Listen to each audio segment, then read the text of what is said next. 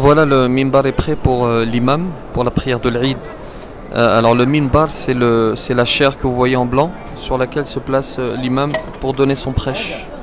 Regardez, le jour de la veille de l'Eid, ils allument la tour et ils mettent les lumières comme ceci. Et ils écrivent des formules comme Taqabbalallahu minna wa minkum, que Dieu accepte de nous et de vous, Kullu amin wa antum bi khayr.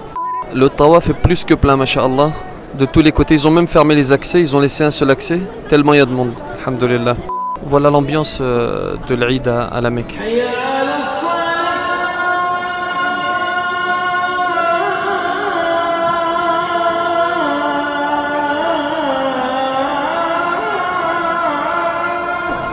Abdelhak, on est pas mal, on est bien placé pour la prière de l'Eid. Super bien placé, c'est magnifique. Vas-y.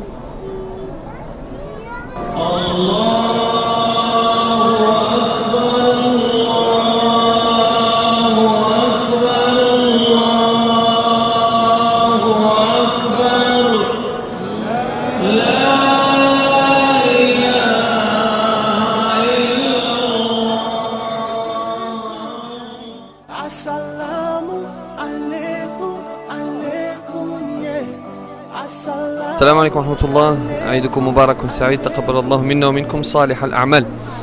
Que Dieu accepte nos adorations, nos prières, notre jeûne, nos sacrifices. Alors ça a été long, les journées ont été longues, le mois de Ramadan est passé très rapidement, mais les journées étaient longues et qu'Allah subhanahu wa ta'ala accepte ce sacrifice.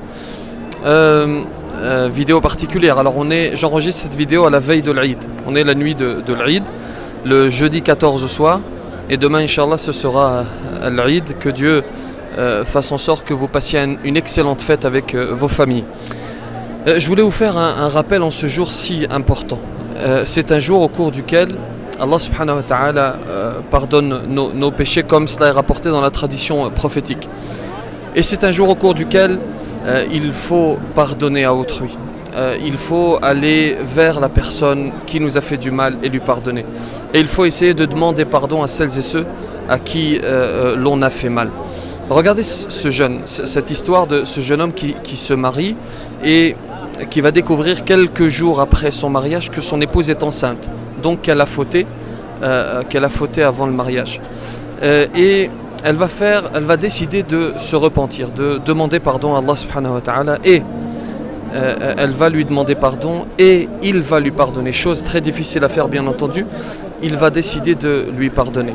Il décide de lui pardonner, mais il va aller au-delà. Il va l'assister dans son accouchement et ensuite il va l'aider à cacher son péché. Pourquoi? Parce que si elle montre un enfant quelques jours après, quelques semaines après le mariage, les gens vont comprendre qu'elle a fauté avant le mariage. Et donc qu'est-ce qu'il va faire? Il va prendre cet enfant, aller à la mosquée au moment où il y a le moins de monde, c'est-à-dire la prière de l'Fajr.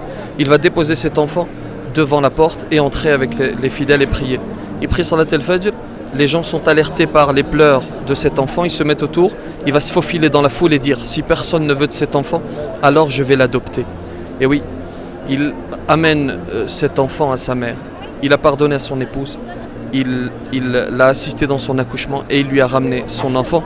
Qu'Allah subhanahu wa ta'ala fasse que nous soyons de ceux-là, de ces gens qui ont un grand cœur et qui pardonnent. Encore une fois, Aïdoukoum Mubarakun Sa'id. Et je retente la blague que j'ai tentée dans la précédente vidéo. N'abusez pas sur les gâteaux. Salam alaikum.